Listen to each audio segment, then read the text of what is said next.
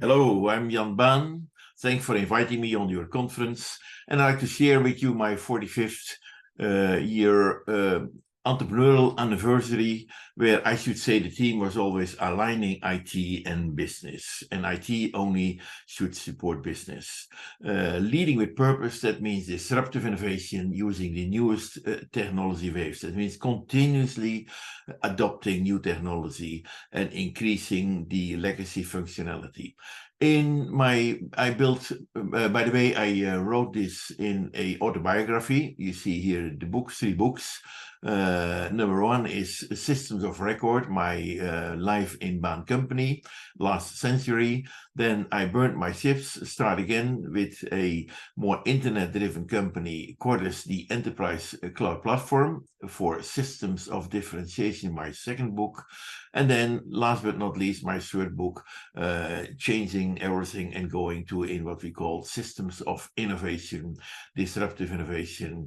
And there you see it in Vanenburg, my third book. As a gift for you, you can download this one and learn more from my journey. I started early bird 78 already with building Unix ERP solutions. And one of the crucial elements for me was deciding in 87 to build a software factory in India. And that became a real differentiator. I invested a lot in my Indian team, and I trust them 100%. That means they participate in all the components. They became the owners of the core IP, and from there you can make it extremely effective because they can do all the related services on the same moment. And that was a big success for scaling up the Baan company. In 1993, we adopted 33 million from a venture capitalist, General Atlantic Partners. That helps also a little to go more aggressive in the United States. And in 1994, we were able to win the most precious deal in last century. That was the Boeing deal. 40,000 users were changing from mainframe solutions to Unix client server. And we were able to win this in competition with SAP and with Oracle. And it was real propelling Baan company. That means a year later, we did our IPO on NASDAQ and we became already a unicorn. And it means in 1998, after 20 years, very successful, I will show it you in a while, with ERP, with 5,000 employees and maybe 20,000, 25,000 people working for us by hardware companies, database companies, then even what we see with ISVs, etc. I decided that what we have done so far became a little obsolete because everything we built was built before the internet. And it means going to new technology waves. I decided we have to go to the cloud and we have to build everything in the browser. That means I sold my shares in 1998, quit, and start again from scratch with Cordis. Cordis, enterprise cloud platform for end-to-end business processes. That means instead of a silo, now you aligning all the business and bring everything in an end-to-end process. That was Cordis, and in the meantime, in 2000, Infor acquired Baan company, and even today, Baan is a leading component still in Infor and still a leading ERP player today in the market. But I started again from scratch and focused real on what we call the enterprise cloud solutions. And quite soon, we also built in 2005, I started a new initiative, what we call the Cordis Process Factory. It's not only building BPM solutions, but even improve them with say already real dynamic apps, low-code driven apps, and it was a very interesting initiative. Now, although a couple of years later, my board was a little confused because there was real disruptive innovation, and Baan was still a little, Cordis was still a little underwater, and they were not that motivated to do all these two things together. And that was my discussion with them, and I took it over private, and I bought private the Cordis Process Factory in 2009, and it became again for me an opportunity to burn my ships and go to its systems of innovation. In 2013, Cordis was acquired by OpenText, and here we moved real with, I should say, real disruptive technology elements building applications as Vandenberg application accelerator for generating microservices and real task-oriented workflows. That means you're connecting now the back-end solutions with front-end workflow solutions to improve the job to be done. And what we do is in avoiding a vendor lock-in solution. Okay, in my book, you can read more from what I did therein.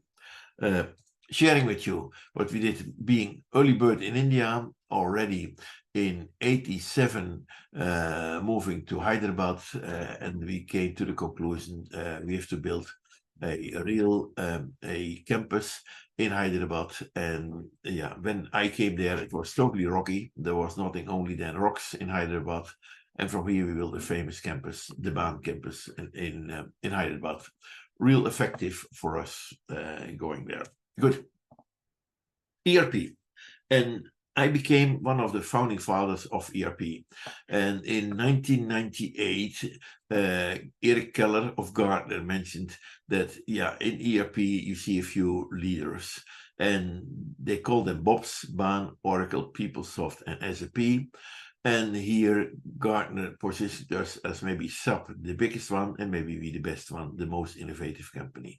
The most innovative ERP solution in 1998, although still on the same time I came to the conclusion, yeah, that is still becoming obsolete because everything is built before the internet was there.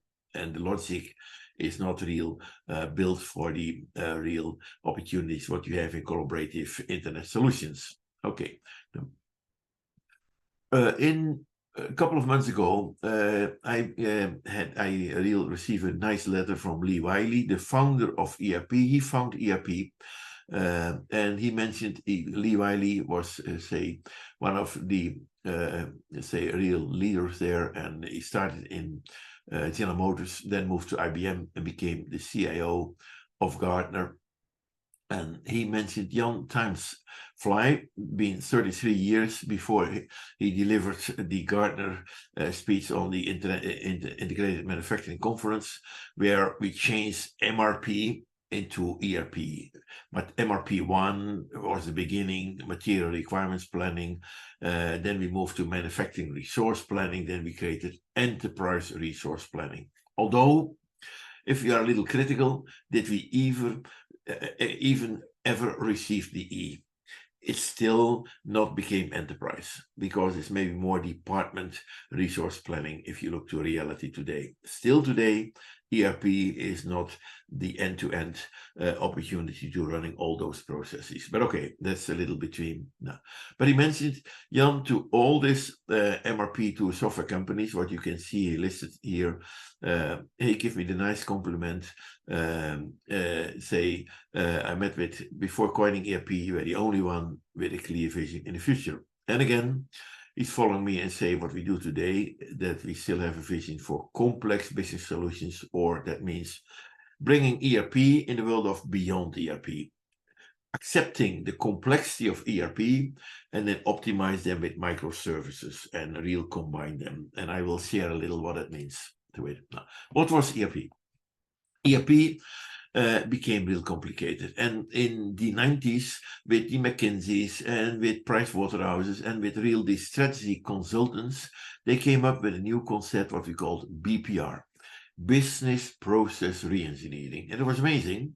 That means they came to the conclusion that IT could be real helpful to improve the businesses and to reduce lead time, stock, increase the supply chain, etc. And those people, as business architects, were able to use the opportunity of business processes from an as-it-is situation and real, then translate it to a to-be situation. But to-be could be only reached if you adopt off-the-shelf ERP solutions. That means to go for a to-be situation, you can't do it from scratch.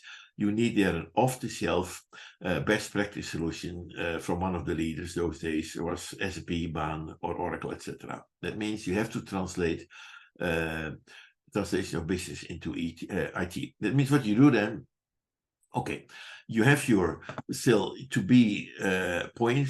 You do it a little, but you do it together with what we call the RFP, a request for proposal. And in most times, you like to do it with Waldorf together. And you say, okay, if I take SAP, then we have one of the leaders, and you start to adopt best practice, but realize that these best practice solutions are becoming real complicated. They're built with using more than 60,000 database tables, and these relational database solutions are becoming real very, very complicated.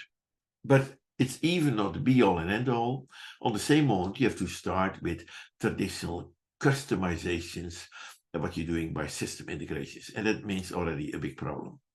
And before doing this one, you first have to install it, and that means you have to go to 100,000 parameters in this plain vanilla version to make it a starting point, starting the implementation, and on the same moment, you are starting your bespoke customizations. And that's a big problem. From that moment, you can never go back. And you can never adopt new technology. That's the problem, what we've seen in ERP. We're no longer able to implement a new version. Now, that means what we see then on the end takes longer than we expected. We made it, maybe after 5 years on the journey, we made it, but the technology is in the same moment already obsolete, but don't ask for the project cost. That means the cost of vanilla was maybe okay, what you pay for SAP, but the implementation costs were more than expected. And then we have the huge customization costs, and we never can come back. That means, in my opinion, ERP became the mother of all complexity. And that's where we still have to deal today. Although we bring it now to HANA and bring it to the cloud, it's still built from the logic standpoint to the traditional way of business. Good. Now, and let me share that a little with you and what I mean with this one. Now, in 1995, there was a big change. In 1995, the browser came, Netscape, and it was a big change in the industry because with a browser, before we have our ASCII UIs, now, with the browser we are able to talk with a human. And the browser was even propelling the internet. Now, Netscape, and later on we've seen that Eve was propelling the mobility elements. Apple came up, Google, Samsung, then social came up, Facebook, Twitter, etc. And then we have seen the Amazon effect. And then cloud came, where Salesforce was one of the leading players. And then later we've seen Google Cloud, and then the analytics came. We saw already machine learning with big data. And in Google, you've seen even the consumerization of real machine learning with TensorFlow. And then we've seen the world of Internet of Things. Now, and a big change where you see everything, I should say, can be now done from even with your mobile in your hand and run everything and run all your processes. But the reality was that ERP was the constraints. And that was maybe in India the propelling element in the software industry, because we had to overcome the hurdle of Y2K. And it was last century, all those say ERP solutions had not the fit for this century, and the traditional system integrators spent a lot of time to make ERP available with Y2K, and that was the problem. Then we fix it, but then we struggled real to make it available to the internet. That means this is a totally isolated world, obsolete 4GL legacy, and with vendor lock-in, and we have seen no upgrades to improve the real business to do in the ERP world. Now, what I did, quitting Baan, I spent time with all those technology to adopt these technologies, and what we did to build a platform, Vandenberg generic apps, with our rapid toolsets, where we incorporate all the Google functionalities, machine learning, etc., native on the cloud, with big data, with APIs, with real code generating, no vendor lock-in, in productizing your dev security ops with machine learning, and make everything as a microservices. That means we are able to adopt the traditional world of ERP and improve them with the workflow and bring all your business on the internet. I'm calling this the Internet of Business. On the same moment, you see the Internet of Things, And maybe you have the Internet of People. Now, that's where we, in the last 10 years, unite those three together. And I will show you more where we can integrate the Internet of Business with the Internet of Things, and then with even the Internet of People, and taking all the social things together.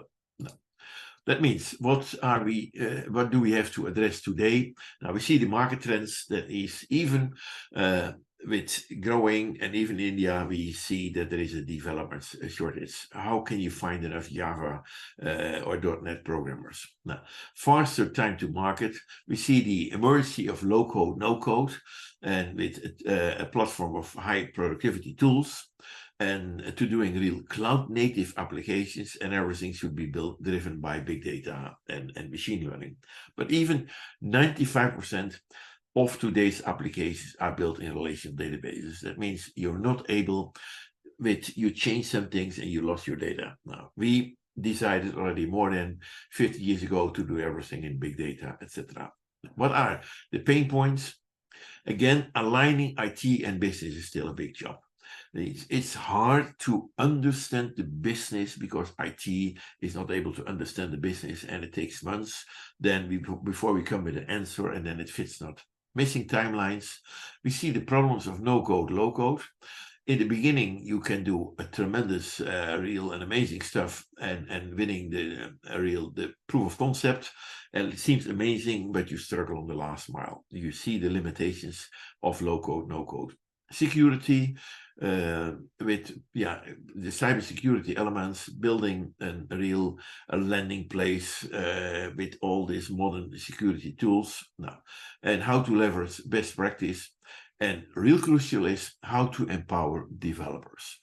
Now, we came to the conclusion, if you see these Java developers who are very smart, they hate a little this low-code stuff. That means there's maybe a better way to increase the productivity of a Java programmer at least 4 times. And that's what we did. Now, with Rapid, increase the productivity of traditional Java developers with state-of-the-art productivity platforms, and increasing all the productivity tools. Scaling, dealing elements with supply chain, and even we can do it in an attractive way, combining with our, let's say, Indian colleagues, that we can do it in an attractive hour rate, doing it and avoiding vendor lock-in. And it's for us also a crucial point doing this one. Now, let's focus a little on the world of new technology. We see a tremendous drive, even today, with Microsoft Power Apps and Google App Sheets. And you can do great stuff already, but only for the citizen. Simple apps is effective with drag and drop technology, building this stuff therein, but very soon it's maybe not so much more than Spreadsheet Plus. And there we have our Flow Create product for real micro apps, integrations, platforms, and bring them in a microservice environment together. Then we see low-code, Mendix, OutSystems as leaders, and it's tremendous fast doing some things on top of an SAP, maybe for a proof of concept, etc., for composing apps for the Power App, but it's still for the citizen. If you go to real advanced applications, you have to stop, and you can do it still therein. And that's why we built our, say, Rapid application accelerator for advanced apps, where we can build very, very fast with professional real Java programmers alternatives for complex apps, and bring them all together. Now, that is where it allows us to do it in a new way. And what is in a new way? I mentioned already what we did in Baan Company with Unix. We had the benefit of relational database solutions, and in this silo, everything was real, dynamic, integrated, client server as systems of record. It was built before the internet, but you had at least one version of the truth for all the functionality in logistics, like master purchase scheduling, like your financials, etc., and bring them all together. But still, what I mentioned, obsolete technology, and by far too complicated. It's technology of last century. I quit, and because we moved to the all enterprise with the browser became the connecting the dots, and we built everything in a browser, adopt the silos below and improve them on the end-to-end processes, and data became information with metadata. But then we moved again. We've seen that with big data, we saw that the REST API was a tremendous breakthrough. Again, a consuming element where everything can be done on your mobile, and where internet was built with the REST API. You can communicate from one to many, and building smart apps. And then you have your big data elements. That means that even we have seen where, even although in the old world we have only data, here we see data not only with information, but data even brings knowledge with all these algorithms from big data. And you see that machine learning can help us tremendous to improve the job to be done. But again, then we have seen a new dimension last years with the Docker, with the containerization of IT, and we are doing a lot of stuff, especially with Kubernetes, who became an open element, and data is becoming semantic. And that's what we're doing with Rapid. Bringing intelligence with all these machine learning elements. But now the question is, who is winning? Is it the sensor or is it common sense? Who is making it? Now, in my opinion, it's not that even these algorithms, even ChatGPT, etc., are running the business, because you need still the end element of the knowledge worker, the wisdom. And we see now that the world of microservices is making it. With microservices, I can integrate all those traditional backend services, optimize them, and with Kubernetes and with what we do with Rapid and Flow Create, we can build very, very fast with the REST API our dynamic workflows, integrating them with a real Internet of Things on the last mile. And it means the knowledge worker is now dealing with modern big data-driven applications for the job to be done. And then we see the job to be done. That's what Peter Drucker mentioned already last century. It's not only that IT will help you a little, no, IT is now facilitating just the job to be done.